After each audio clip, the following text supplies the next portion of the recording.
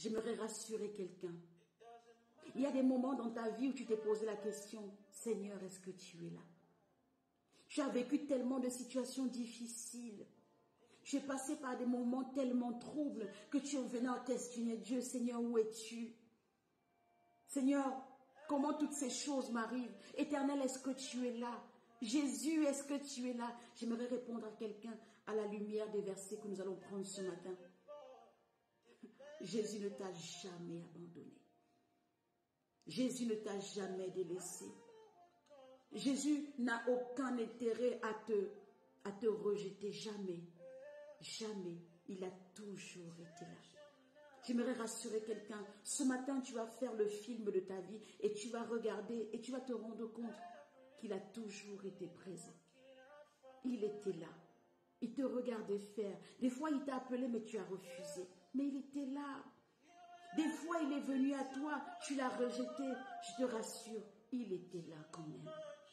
Jésus a toujours été là. Dans ton passé, lorsque tu ne connaissais pas encore Jésus, lorsque tu n'avais aucun projet avec Jésus, lorsque tu n'avais même pas pour projet de te donner à lui, il était déjà là. Alléluia. Jésus a toujours été là.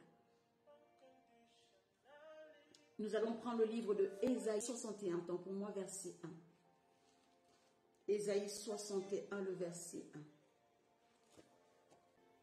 1. Ésaïe 61, le verset 1. La Bible dit ceci. L'Esprit du Seigneur, l'Éternel, est sur moi. Ah, Jésus.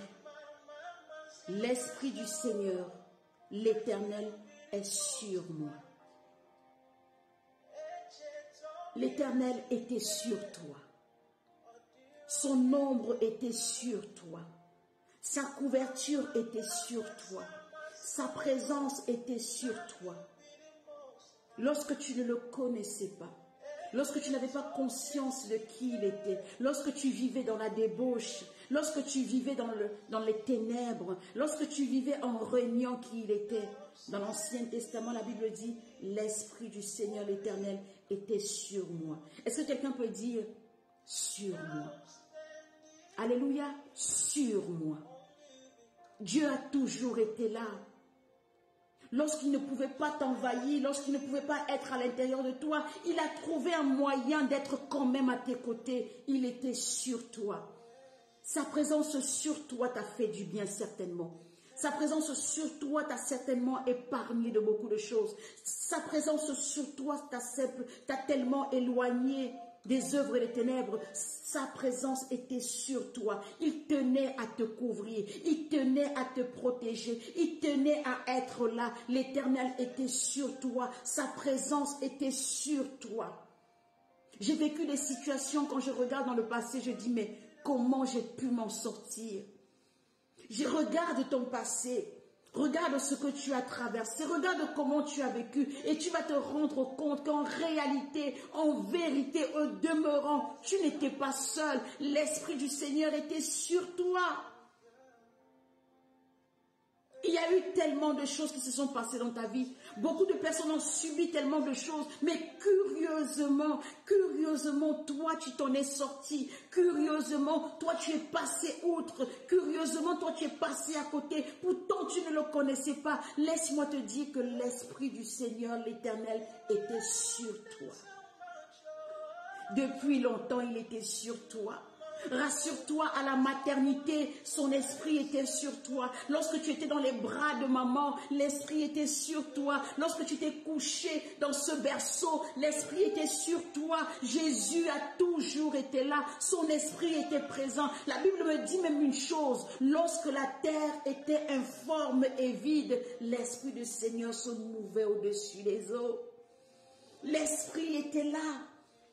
Jésus était là, depuis le commencement, Jésus était là. Alors s'il était là lorsque tout était informe, rien n'avait de sens, rien n'avait de direction, lorsque tu étais encore sans sens, lorsque tu étais encore perdu, lorsque tu étais encore voilé, lorsque tu étais encore ignorant, laisse-moi te dire, l'esprit se mouvait au-dessus de toi. Jésus était là, la présence de Dieu. Lorsque maman Christine était informe et vide, lorsque maman Jeanne était informe et vide, l'Esprit était sur toi. Je rassure quelqu'un, tu n'as jamais été seul. Tu n'as jamais été seul. Jésus a toujours été là. Il était sur toi. Il ne pouvait pas s'imposer dans ta vie. Il avait besoin que tu lui donnes cet accord. Mais tant que tu ne lui donnais pas cet accord, il ne t'abandonnait pas quand même. Il était là. Mais d'une autre façon, il était sur toi. Oh Jésus, comment ne pas bénir le nom de ce Dieu? Comment ne pas le glorifier? Comment ne pas l'élever? Comment ne pas s'attacher à lui? Jésus était là. Il était sur nous. Lorsque tu allais dans ta débauche, lorsque tu allais vivre des situations où toi-même tu allais encore te mettre dans les ténèbres, toi-même tu faisais le choix d'aller nuire à ta vie, toi-même tu faisais le choix de détruire ta destinée, toi-même tu faisais le choix de te retirer de lui. La Bible dit, il a trouvé le moyen. Je vais rester sur elle. Je vais rester sur elle. Je dois la protéger. Je dois la garder. Je dois préserver ses voies. Je vais rester sur elle. Oh Jésus, tu es si bon. Oh Seigneur, l'Éternel était sur toi. Nous allons voir une autre façon comment Jésus a tenu à être toujours là. Alléluia. Nous sommes dans le livre de Josué, au chapitre 1, le verset 5. Josué. Oh Jésus, tu es si bon. La Bible dit ceci. Nul ne tiendra devant toi tant que tu vivras. Je serai avec toi comme j'ai été avec Moïse. Je ne te délaisserai point, je ne t'abandonnerai point. La Bible dit, je serai avec toi. Alléluia. L'Éternel est quitté sur toi. Il est venu avec toi. Désormais, l'Éternel tient ta main. L'Éternel est avec toi. Est-ce que quelqu'un peut mettre « L'Éternel est avec moi » ? Il est quitté sur toi, mais maintenant il prend ta main. Il est avec toi. C'est pourquoi la Bible dit, lorsque Jésus est descendu, la Bible l'appelait Emmanuel, le Dieu qui vit au milieu de son peuple, le Dieu qui vit au milieu de ses enfants. Le Dieu qui vit au milieu de sa créature, le Dieu qui vit avec son peuple, le Dieu qui vit avec ses enfants. Il a compris que être au-dessus de toi, ça ne suffisait pas. Ça ne t'empêchait pas de continuer à te nuire. Ça ne t'empêchait pas de continuer à faire n'importe quoi. Il a dit, je vais descendre, je vais marcher avec eux, je vais être avec eux, avec. Il n'est plus sûr, mais il est avec toi. La Bible dit que Cyrus était conquérant. Cyrus était un conquérant, un guerrier. Il voulait obtenir des territoires. La Bible dit que l'Éternel tenait la main de Cyrus. Alléluia. L'Éternel a tenu ta main. L'Éternel a tenu ta main parce qu'il voulait marcher avec toi. Jésus était toujours là. Quand il n'était pas sûr, il était avec toi. Maman Jeanne, quand il n'était pas sur toi, il était avec toi. Il ne t'a jamais abandonné. Le Dieu qui vit avec son peuple. Est-ce que quelqu'un peut dire Emmanuel? Emmanuel, Emmanuel, le Dieu qui a dit, j'irai au milieu d'eux, je vais me dépouiller de ma gloire, je vais enlever ma couronne, je vais enlever tout ce qui me rend divin, je vais me faire homme, je vais descendre, je vais vivre avec eux. Emmanuel, il ne nous a jamais abandonnés, jamais. Il a toujours été là, la présence de Dieu, la présence de Dieu, Emmanuel, le Dieu qui vit avec son peuple, Emmanuel, le Dieu qui vit au milieu de ses enfants, Emmanuel, il était plus sûr, il était avec nous.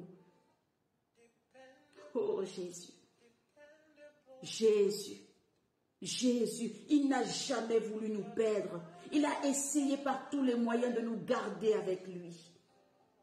Il a essayé par tous les moyens de nous arracher des plans de l'ennemi. Il a essayé par tous les moyens de détourner notre attention des ténèbres, de l'obscurité du diable.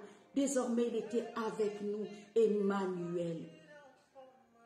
Emmanuel, le Dieu qui a marché avec son peuple, le Dieu qui a marché avec ses enfants, le Dieu qui a marché avec les disciples, le Dieu qui a marché avec les apôtres, le Dieu qui a marché avec la foule, le Dieu qui a mangé avec Lazare, Marthe et Marie. Il était avec nous, le Dieu qui a marché avec la foule de 5000 personnes, le Dieu qui a marché dans Jérusalem, le Dieu qui a marché dans Galilée, le Dieu qui a marché sur les eaux du Jourdain. Il était avec nous. Jésus, le Dieu avec son peuple, ô Emmanuel, Jésus était là. Être sur nous ne suffisait pas. Être au ciel pour nous regarder faire ne suffisait pas. Être au ciel pour espérer que nous puissions nous abandonner à lui, ça ne suffisait pas. Être au ciel pour espérer que nous puissions changer radicalement, ça ne marchait pas. Être au ciel pour espérer que nous soyons transformés, lavés, justifiés, purifiés, sanctifiés, ça ne marchait pas. Alors il est venu être avec nous. Il est venu être avec nous. Il est venu nous parler. La Bible dit que lorsqu'il a été baptisé, le Saint-Esprit est descendu sur lui. Il a dit, celui-ci est mon fils unique. Écoutez-le. Depuis le ciel, on n'arrivait pas à l'écouter. Depuis le ciel, on n'arrivait pas à le comprendre. Depuis le ciel, on n'arrivait pas à faire ce qu'il nous demandait. Alors il est descendu pour être avec nous, pour qu'il puisse nous parler dans un jargon que nous pourrions écouter, dans des paraboles que nous pouvions comprendre. Il est descendu pour être avec nous. La Bible dit qu'il utilisait des paroles, il utilisait le langage lexique des chants, de la pêche, pour que nous puissions le comprendre. Il est venu pour être en face à face avec nous. Il était avec nous. Jésus, il n'a pas voulu te perdre. Il a tout essayé. Il n'a pas voulu te laisser. Il n'a pas voulu t'abandonner à la merci du diable. Il est descendu pour faire ce face à face, pour être avec toi. Il parlait désormais en face à face avec Marie. Il parlait désormais en face avec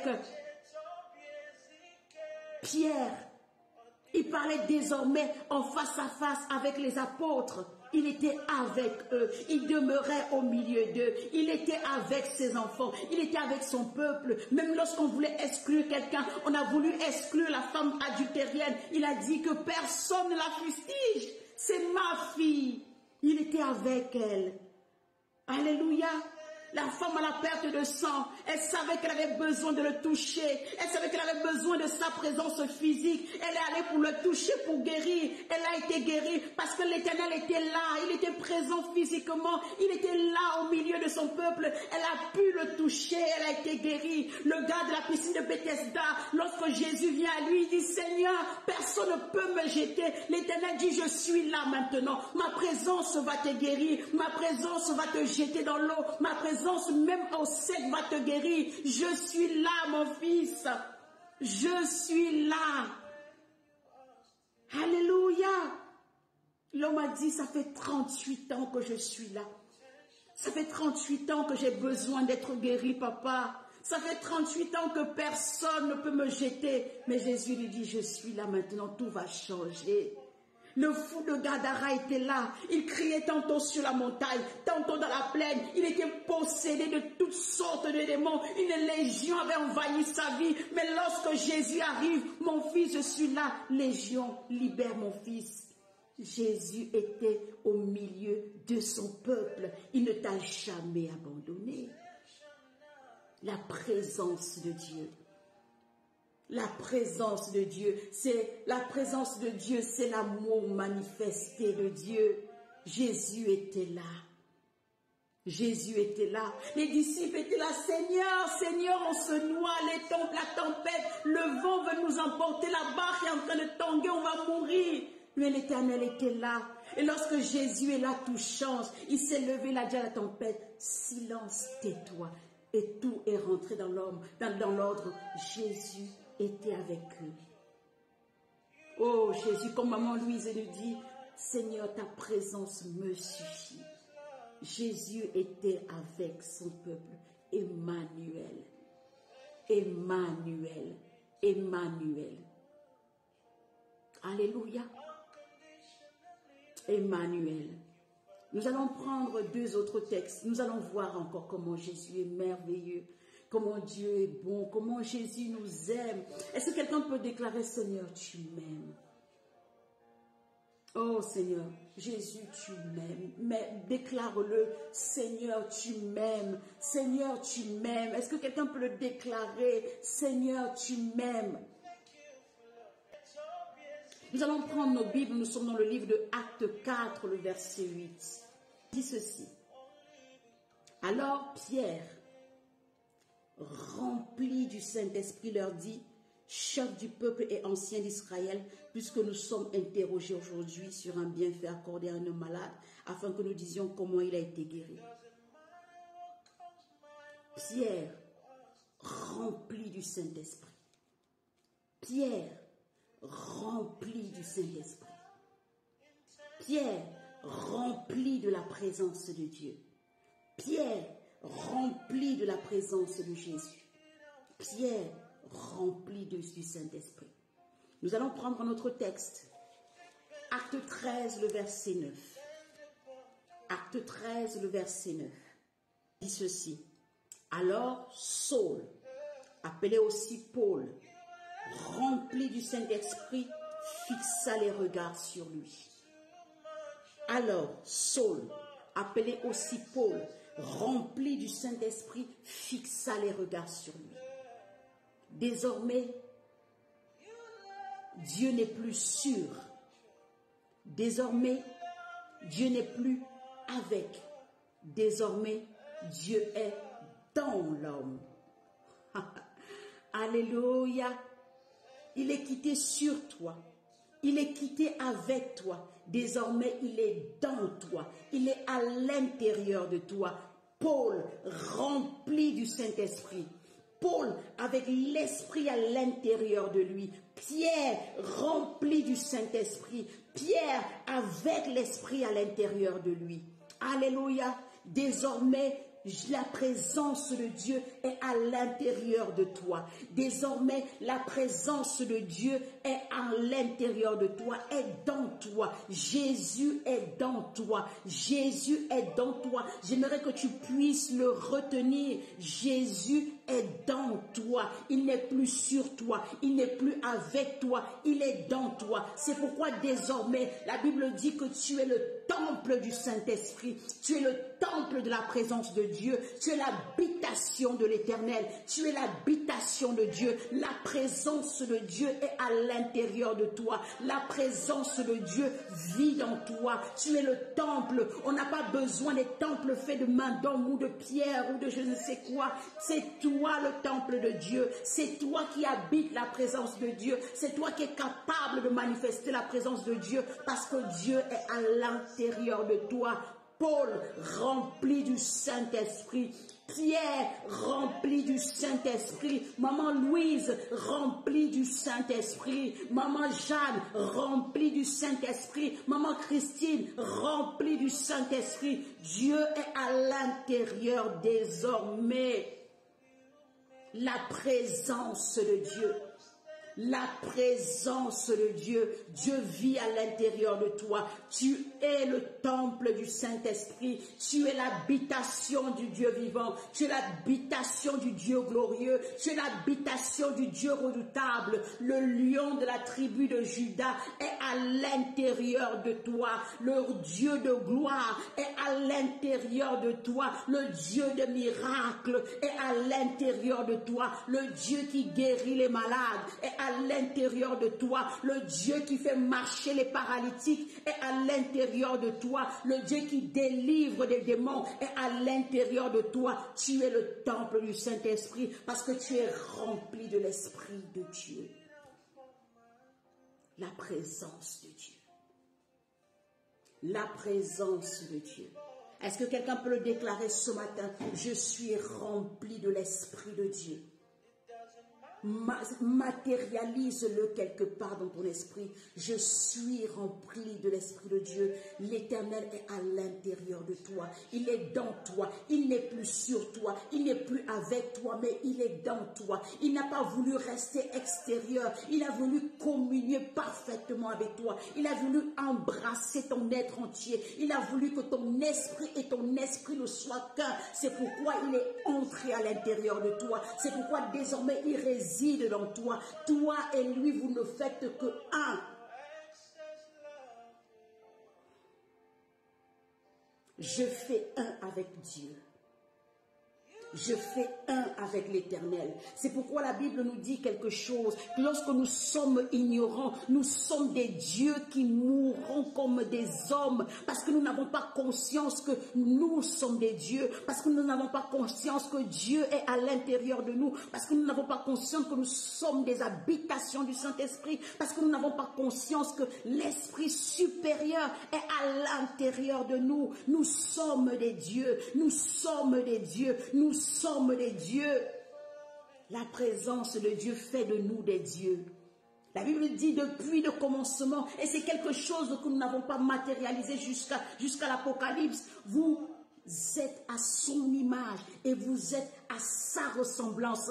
Tel il est, tel nous sommes, tel il est Dieu, tel nous sommes Dieu. Il vit à l'intérieur de nous. Il est Dieu, nous sommes Dieu. La présence de Dieu nous rend divins. La présence de Dieu nous rend surnaturels. L'Esprit de Dieu qui est à l'intérieur de nous marque la différence. C'est pourquoi d'ailleurs Jésus dit, dans les derniers temps, que lorsque je viendrai, il y aura une différence entre ceux en qui j'habite et ceux en qui je n'habite pas. Je saurai reconnaître mon épouse. Je saurai reconnaître mes enfants. Je saurai reconnaître ceux qui m'appartiennent.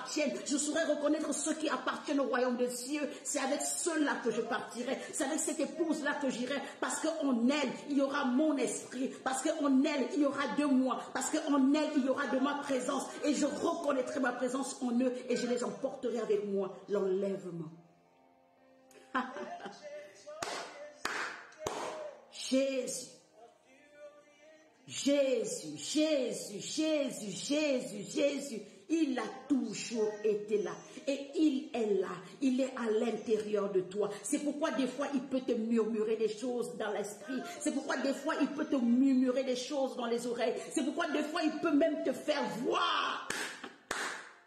Parce qu'il est à l'intérieur de toi. C'est pourquoi des fois il peut même te faire parler parce qu'il est à l'intérieur de toi. C'est pourquoi des fois il peut t'utiliser pour guérir les malades. Des fois il peut t'utiliser pour donner des paroles de connaissance. Des fois il peut t'utiliser pour prophétiser sur les vies. Des fois il peut t'utiliser pour accomplir des prodiges parce qu'il est à l'intérieur de toi. Parce qu'il est là. Parce qu'il est là. La présence de Dieu fait de toi quelqu'un de surnaturel. La présence de Dieu fait quelqu'un de divin. Tu es un Dieu par la présence qui est à l'intérieur de toi. Tu n'es pas pareil que les autres. Tu n'es pas pareil que tes voisins. Tu n'es pas pareil que tes collègues. Tu n'es pas pareil que les membres de ta famille. Toi, tu es l'habitation du Dieu vivant.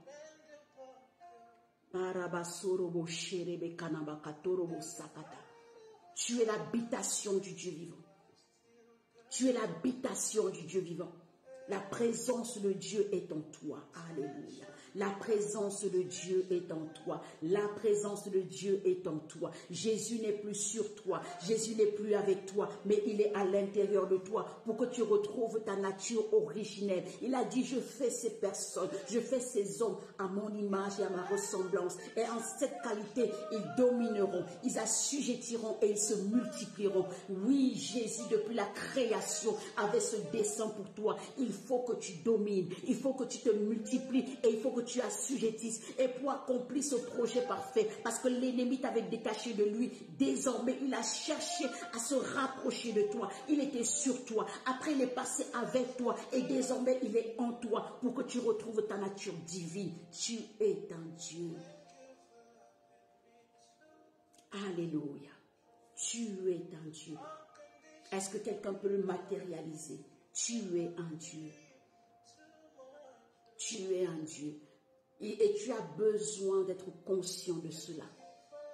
Tu as besoin d'être conscient de cela. C'est parce que tu n'es pas conscient que l'ennemi se joue de toi. La Bible dit que dans le livre d'Ecclésiaste, je crois, j'ai vu quelque chose d'incompréhensible. J'ai vu quelque chose d'inimaginable. J'ai vu quelque chose qui est inconcevable. Des princes à terre et des esclaves sur des chevaux. Mais cela ne se fait pas. Mais cela ne se fait pas. Comment cela peut se faire? Ça peut se faire lorsque un Dieu ne sait pas qu'il est Dieu. Ça peut se faire lorsqu'un Dieu ne sait pas qui il est. Ça peut se faire lorsque l'homme ne sait pas qu'à l'intérieur de lui réside la plénitude de Dieu. Ça peut se faire lorsque quelqu'un est ignorant de son identité. Ça peut se faire lorsque l'ennemi se joue de quelqu'un qui ne sait pas qui il est. C'est pourquoi Jésus disait une chose: vous connaîtrez la vérité et la vérité vous affranchira. Vous connaîtrez la vérité et la vérité vous rendra réellement libre. Vous connaîtrez la vérité et vous saurez qui vous êtes. Vous connaîtrez la vérité et vous monterez sur les chevaux et les esclaves descendront à terre. Vous connaîtrez la vérité et vous hériterez le royaume des cieux. Vous connaîtrez la vérité et vous saurez que je vis à l'intérieur de vous. Vous connaîtrez la vérité et vous saurez que ce que j'ai fait, vous ferez davantage que moi. Vous connaîtrez la vérité et vous saurez que vous êtes là pour dominer, assujettir et multiplier. Vous connaîtrez la vérité et vous saurez que j'ai soumis toutes choses à votre obéissance. Vous connaîtrez la vérité et vous saurez que tel que je suis, tel vous êtes. Vous connaîtrez la vérité et vous saurez que vous n'êtes pas de ce monde, vous êtes de passage dans ce monde. Vous connaîtrez la vérité et vous saurez que l'ennemi qui vous combat, je l'ai dépouillé. Vous connaîtrez la vérité et vous saurez que vous n'êtes pas là pour combattre pour la victoire, mais que vous combattez dans la victoire. Vous connaîtrez la vérité et vous saurez que je suis allé vous préparer une place dans les cieux, que là où je suis, vous y serez aussi. Vous connaîtrez la vérité. Alléluia. Vous connaîtrez cette vérité-là. Je suis à l'intérieur de vous. La présence de Dieu. La présence de Dieu. La présence de Dieu. Alléluia. Il faut que quelqu'un soit conscient de cela. Il faut que quelqu'un soit conscient de cela. Gloire à Jésus. Nous sommes arrivés au terme de cette exhortation. Nous sommes